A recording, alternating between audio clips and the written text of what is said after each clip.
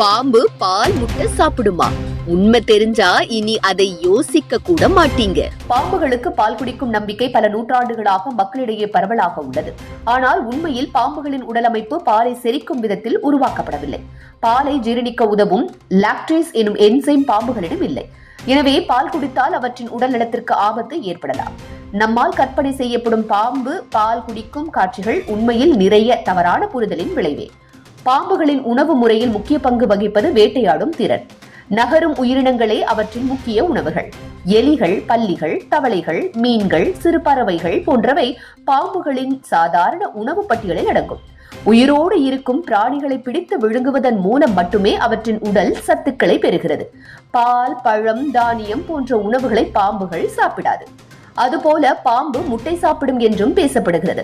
பொதுவாக உலகத்தில் மிகச்சில வகை பாம்புகளுக்கே முட்டை உண்பது ஒரு சிறப்பு திறனாக உள்ளது.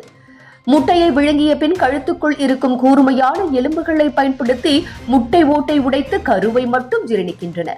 பிறகு ஓட்டை விட்டுவிடுகின்றன. இதை நாம் அடிக்கடி காண வாய்ப்பு இல்லை என்பதால் முட்டையை பாம்புகள் எப்போதும் சாப்பிடும் என்ற தவறான நம்பிக்கை நம்மிடம் இருக்கிறது.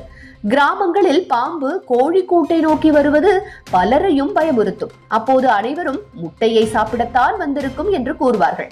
ஆனால் உண்மையில் பாம்புகள் கோழி குஞ்சுகளைத்தான் அதிகம் விரும்புகின்றன.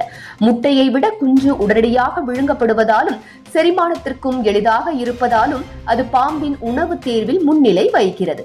சிலர் பாம்புகளின் முன்னால் பாலை வைப்பதையும் பாம்பு அதை நக்கத் தொடங்கினால் பாம்பு பால் குடித்தது என்று தவறாக நம்புவதையும் நாம் அடிக்கடி பார்க்கிறோம்.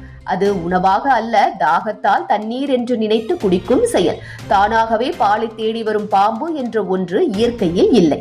மனிதர்கள் ஏற்படுத்தும் இத்தகைய செயல்களே பாம்புகளுக்கு நோயை ஏற்படுத்துகின்றன. பாம்புகளை பற்றிய தவறான புரிதல்கள் மனிதர்களின் தேவையற்ற பயத்தை உருவாக்குகின்றன. உண்மையில் பாம்பு தன்னை தாக்குபவரை தவிர யாரையும் வதைக்காது.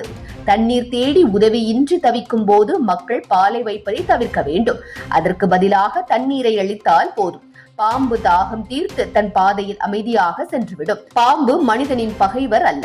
இயற்கை சமநிலைக்காக மிக முக்கியமான வேட்டை பிராணி.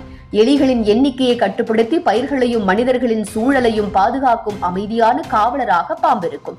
பாம்புகளை பற்றிய நம் புரிதலில் பெரும் பங்கு கதைகளையும் பொய்யான நம்பிக்கைகளும் வைத்திருக்கின்றோம். ஆனால் இயற்கையில் உண்மை என்னவென்றால் பாம்புகள் பாலை குடிக்காது. சில வகைகள் தவிர முட்டையையும் அரிதாகவே சாப்பிடும். அவை இயற்கையில் அசையும் உயிர்களை வேட்டையாடி தன்னம்பிக்கையுடன் வாழும் தனித்துவமான வேட்டையாளர்கள். கற்பனையை விட உண்மையை கற்றுக்கொள்வதே நம் சுற்றுப்புற உயிர்களை பாதுகாப்பதற்கான முதல் படியாகும்.